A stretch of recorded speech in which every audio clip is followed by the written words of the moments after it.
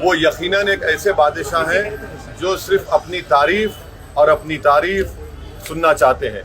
और उन्हें जो कुछ का सही है। और जो किसान लॉस को जो वापस लिया गया, मैंने उस वक्त भी कहा, आज भी कह रहा हूँ कि बीजेपी ने हालत मजबूरी में किया, क्योंकि उनको नजर आ रहा था कि जमीन खिसक रही है उत्तर प्रदेश में, पंजाब में, उत्तराखंड में। इसीलिए उन्होंने हालत मजबूरी में, पॉलिटिकल कंपल्शन था।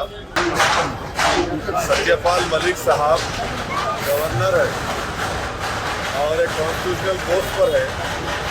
जब वो देश के प्रधानमंत्री से मिले और उन्होंने जो कुछ बातें कही है कि 500 बल्कि 700 किसान जो जिनकी मौत हुई है 3 फार्मूलाज के तहत, यकीनन वो तो मोदी सरकार जिम्मेदार है।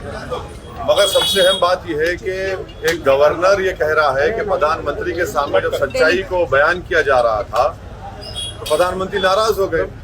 तो इससे ये बात जाहिर होती है कि प्रधानमंत्री देश की जनता तो छोड़िए, प्रधानमंत्री अपनी सरकार के अपॉइंटेड गवर्नर की सच्चाई को सुनने के लिए तैयार नहीं है।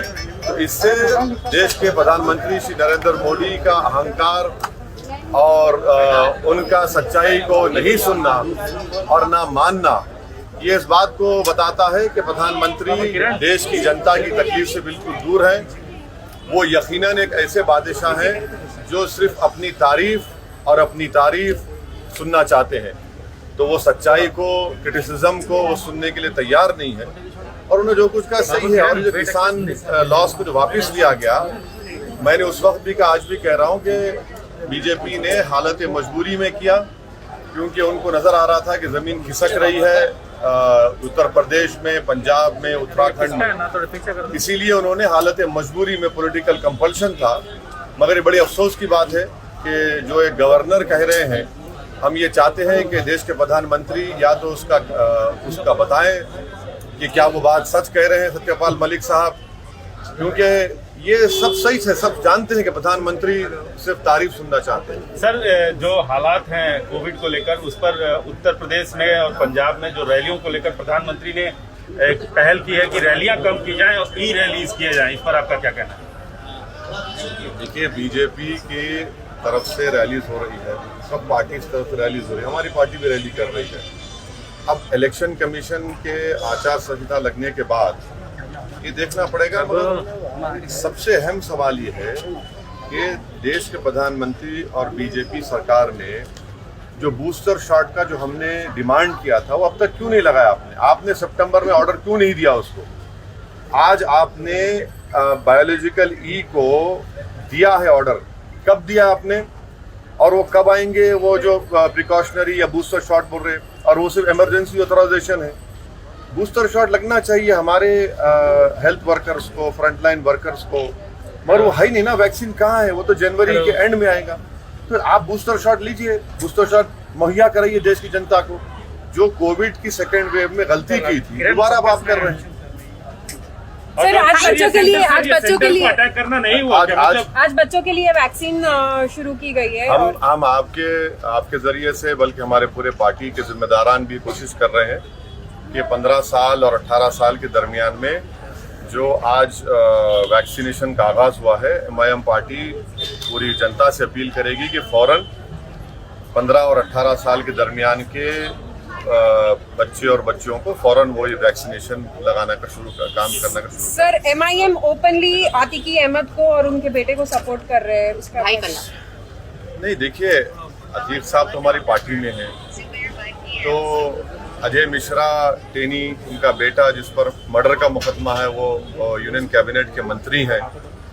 और बीजेपी के पास अभी मौजूदा उत्तर प्रदेश में 37% ऐसे एमएलएस हैं जिन पर क्रिमिनल चार्जेस हैं। तो और फिर भोपाल की एमपी हैं जिन्होंने गोडसे की तारीफ की। ये सब चीजें हैं। सर, अभी ये मामला उठाना, सेंटर को अटैक करना नहीं हुआ कि फॉर्मूला उसको तो अभी रिपील कर दिए थे, मगर अभी यूपी का एजेंडा नहीं है ये करना। किसका? ये जो अभी सेंटर के ऊपर अगेंस्ट सत्यपाल मलिक बोलना और अपोजिशन पे टारगेट करना, ये कितना तक आप देखते हैं? सही समझते हैं? अरे, आप तो ऐसा बीजेपी स्पोक्सपर्सन की तरह मुझसे सवाल कर रहे हैं। गवर्नर है, मजाक है क्या कोई? गवर्नमेंट ऑफ इंडिया मोदी साहब हिट कर रहे हैं, उनका अपॉइंटी है। अब आप अगर गवर्नर की बात पे यकीन नहीं करेंगे, चलिए अब ओवैसी की बात पे यकीन नहीं करेंगे, मगर गवर्नर है ना, गवर्नर कह रहा है कि प्रधानमंत्री सच्चाई सुनने तैयार नहीं है। और कितनी बेहिसी से देश के प्रधानमंत्री कह रहे हैं कि मेरी वजह से मरे। हाँ, आपके कानून बनाने की वजह से किसान मरे, आप ही के कानून बनाने से बने, सारा देश जानता है। मगर 10 मिनट में प्रधानमंत्री गवर्नर से, वो खुद कह रहे हैं कि उनसे बहस हो गई, झगड़ा हो गया। ये ठीक नहीं है। देश के प्रधानमंत्री का ओहदा बहुत बड़ा है, गवर्नर का ओहदा भी है।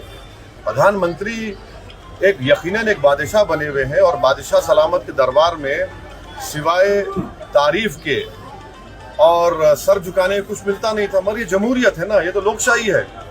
कोई भी आकर किसी के बारे में कह सकता है, मेरे बारे में कह सकता है। तो हम तो उम्मीद करेंगे कि प्रधानमंत्री और ज्यादा सच्चाई को सुने। कड़वी जरूर है, जैसा कि बेरोजगारी बढ़ चुकी है, कीमतें बढ़ चुकी हैं।